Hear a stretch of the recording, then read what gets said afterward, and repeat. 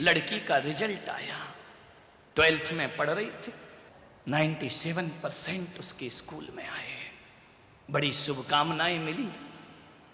Marksheet लेकर के घर आई, पापा पापा, पूरे घर में आवाज लगाई, शोर मचाई। पापा नहीं थे उस दिन, ऑफिस से लेट लौटे, कुछ नहीं किया उसने, सो गई बच्ची थी। मां को रिजल्ट नहीं बताया उसने, पापा का इंतजार कर रही थी।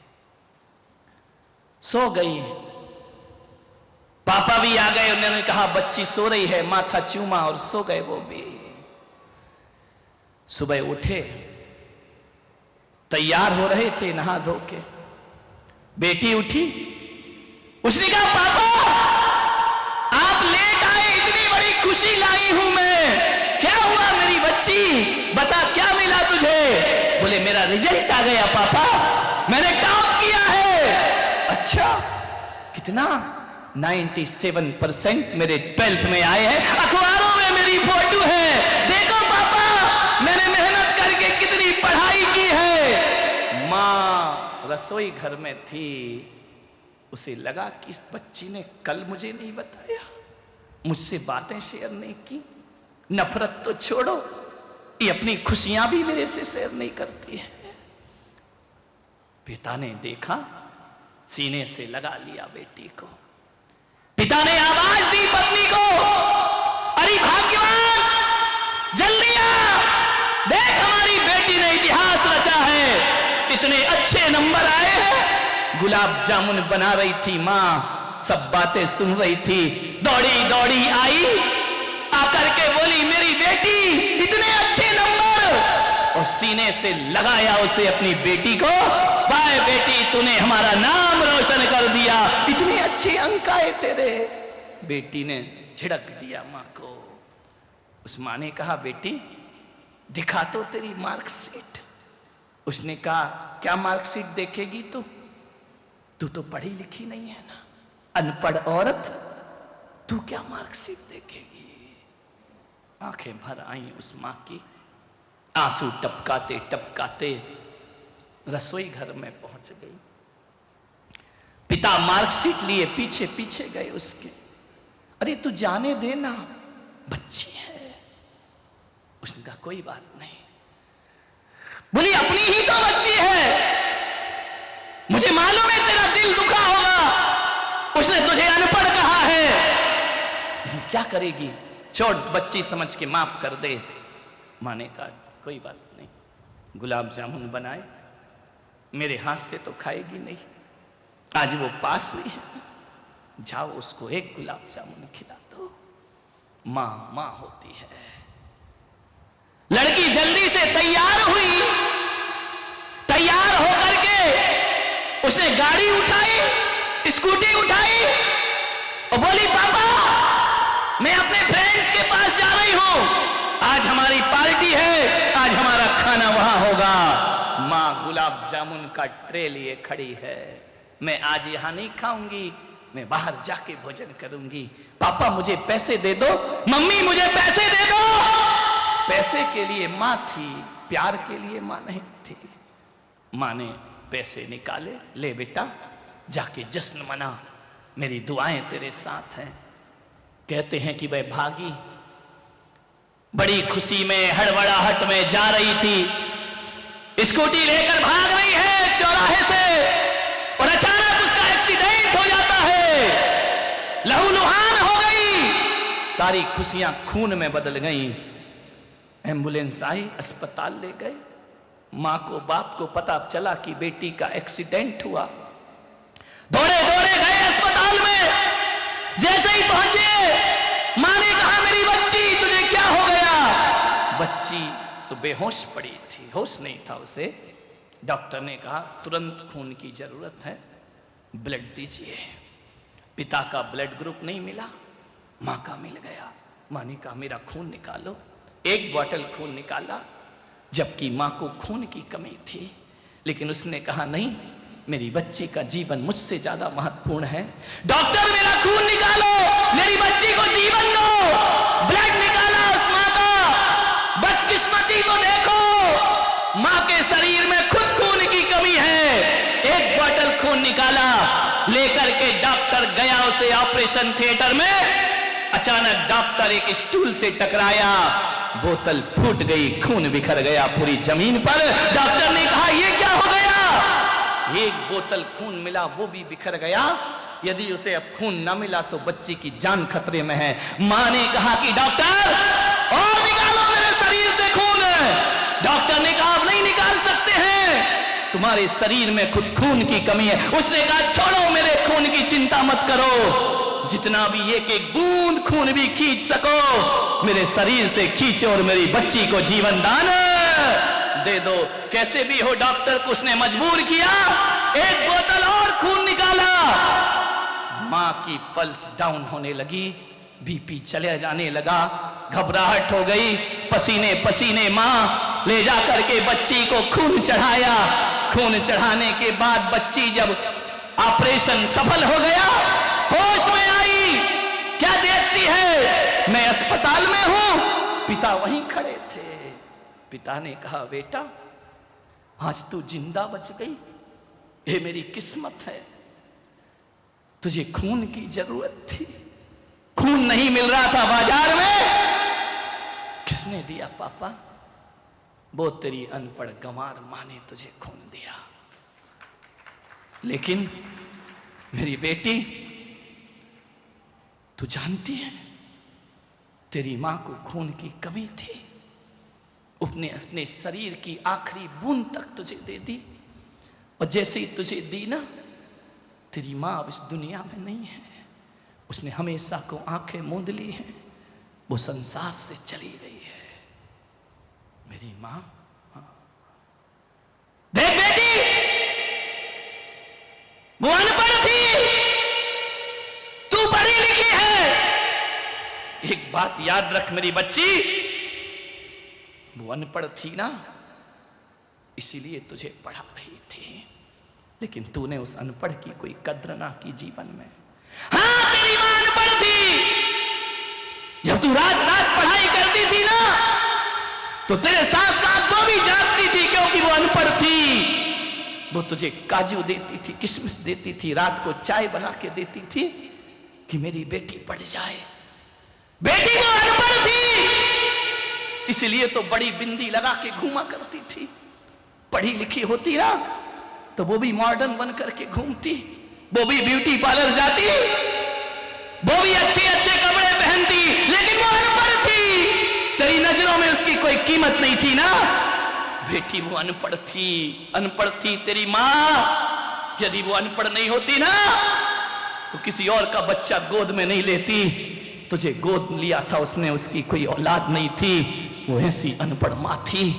और पढ़ी लिखी होती ना तो अपने शरीर और जिस्म को सजाने के लिए बिना औलाद की जिंदगी गुजार देती, मॉडर्न बन करके रहती। वो अनपढ़ थी, उसने दूसरे की बेटी पाली है, बड़ी की है, वो अनपढ़ थी, इसलिए तेरा अपमान सहन करती थी।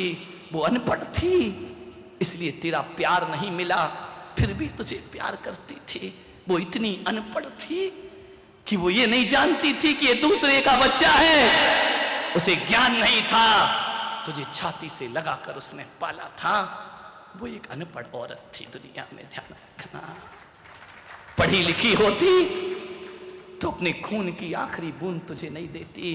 वो अनपढ़ थी जिसने अपने प्राण निछावर करके तेरे प्राणों की रक्षा की थी। बेटी ने सुना, पैरों तले जमीन खिसक गई। वो गई मां की मृतदेह के पास, पैर भारी हो रहे हैं, आंख भर रही है, भगवान से कहती है कि भगवान एक बार मेरी मां को वापस लौटा दे। बाप ने कहा बेटा वो तो गई, जो गई वो कभी लौट के वापस, लेकिन बेटा मुझे अफसोस है कि एक अनपढ़ मां से तू नफरत करती थी। आज उस बेटी ने कहा कि पापा मैंने तो केवल कागज में 97% लाए हैं, लेकिन मेरी मां अनपढ़ होकर जिंदगी में 100% पाकर की दुनिया से चली गई। पिताजी, आज मुझे लग रहा है कागजों में नंबर नहीं, नंबर तो जिंदगी में ज्यादा आना चाहिए, जीवन में नंबर ज्यादा आना चाहिए। और आज मुझे लग रहा है पिताजी कि वो अनपढ़ भी पढ़ी लिखी थी और मैं पढ़ करके भी गंवारों का जीवन जी रही हूं। पिताजी, किताबों को पढ़ने वाला पढ़ा लिखा नहीं होता, जो किसी की भावनाओं को नहीं पढ़ सकता उससे बड़ा अनपढ़ दुनिया में कोई दूसरा नहीं हो सकता है। मुझसे बड़ा अनपढ़ कौन होगा? पिताजी, आपने रात छुपा के रखा कि मैं उसकी पैदा की हुई बेटी नहीं थी। अरे इतना प्यार तो पैदा की हुई बेटी नहीं दे पाती है। पिताजी, आज मुझे इतनी सी बात समझने में इतनी बड़ी कुर्बानी देना पड़ी, तब मुझे जीवन का सत्य समझ में आया। सूरत वालों, उस लड़की को तो मां की कुर्बानी देने की बात समझ में बात आई, क्योंकि उसके सामने कोई पुलक सागर नहीं था। मैं हूं, समझो मां बाप की कीमत क्या होती है। ये सारी दुनिया को जो जीत रहा है, बोल इसके बाद तू क्या करेगा?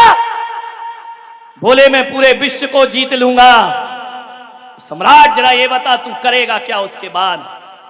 बोले उसके बाद शांति से रहूंगा, शांति से जीऊंगा, शांति से खाऊंगा, शांति से पीऊंगा, पूरी दुनिया पर हुकूमत करूंगा।